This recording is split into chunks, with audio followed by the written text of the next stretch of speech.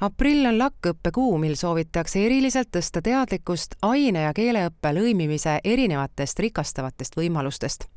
Ka uus linnavõim peab keeleõppe lõimimist oluliseks prioriteediks ning seda eriti venekeelsete koolide esimeste ja 4. klasside eestikeelsele õppele ülemineku kontekstis. Üldjoontes jätkatakse eelmise koalitsiooni poolt paika pandud tegevustega. No, liigume edasi ja püüame teha paremini.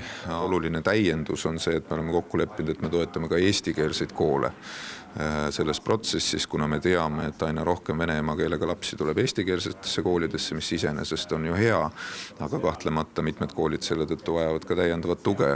Täiendavaid finantse on plaanis suunata haridustöötajate palgalisaks ning edukaks osutunud üleminekut toetavatesse meetmetesse.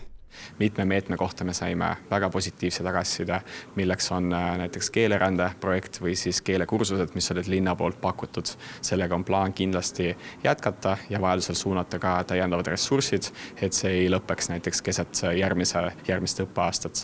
Eestikeelsele õppele üleminekut toetav koolitusjuht Erika Veide leiab, et edukaks muutuseks selles vallas peaks see olema kogu ühiskonna ühine väljakutse. Eesti keeles me saame aru, et kui ma saadan kedagi kuhugi, et ma ütlen, et minge üle ja mindagu üle ja tehtagu, siis see tähendab seda, et ma distantseerun ja ma lasen kellelgi kuhugi minna. Ja kui ühiskond distantseerub ja ütleb, et vene koolid lähevad üle, siis mina ei puutu asjasse. Praegu oodatakse inimesi tagasi kooli.